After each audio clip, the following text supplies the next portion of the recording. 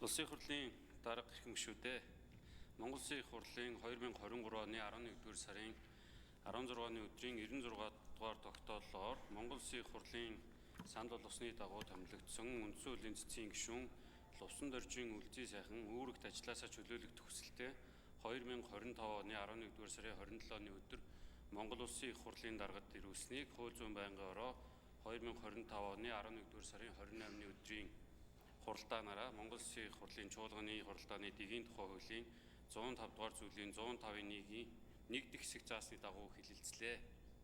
Байнгын орооны хуралдаанаар Монгол Улсын их хурлын дарга үндсэн хуулийн цэцгийн гишүүнээс чөлөөлөх саналын талаар танилцуулахдаа үндсэн хуулийн цэцгийн гишүүн Ил үлзий сайхан нь 2019-2023 онд Монгол Улсын үндсэн хуульд нэмэлт өөрчлөлт оруулах үйл явцдаа Монгол Улсын их хурлын хамгийн газрын удирдлагын хуваар манлайлан оролцож Монгол улсад үндсэн хуулийн эрх зүйн шинтгэлийг эхлүүлж хэрэгжүүлэхэд бодиттой хөв нэмэр оруулсан.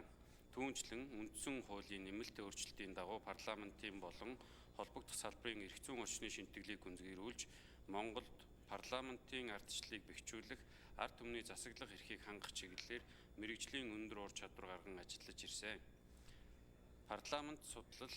Парламентын дэгийн асуудлаар мэргэжсэн байдал зэргийг нь харгалзан Монгол Улсын их хурлд дэгийн асуудлаар зөвлөх, улсын их хурлын үйл ажиллагаанд мэргэжил арга зүйн техник зохион байгуулалтын тусалцаа үзүүлэх, ажиллах нөхцлөөр хангах, хуульд заасан бусад ажлыг удирдан зохион байгуулж хэрэгжүүлэх үүрэг бүхий Монгол Улсын их хурлын ерөнхий нарийн бичгийн даргын албан тушаалд томилох саналыг тавьсныг хүлээн авсан талаар танилцуулсан болно. Байнгын орооны хуралдаанаар уг асуудлыг хэлэлцэх үед улсын их хурлын гишүүн С. Эрдэнэболд Д. Бүрэг Даваа, Ц. Сандаг Учир нар асуулт асууж хариулт авч үг хэлсэн болно. Монгол Улсын үндсэн хуулийн цэцгийн гишүүн Лувсан доржийн үлзий сайхныг үүрэгт ажиллаас нь чөлөөлөх тухай асуудлыг байнгын орооны хуралдаанд оролцсон гишүүдийн олонх дэмжсэн болно. Улсын их хурлын гишүүдээ үндсэн хуулийн цэцгийн гишүүний үүрэгт ажиллаас чөлөөлөх тухай асуудлыг хэлэлцсэн талаарх хууль зүйн байнгын орооны санал дүгнэлтийг хэлэлцэн шийдвэрлэж өгөхийг хүсье. Анхаарал хандуулсанд баярлалаа.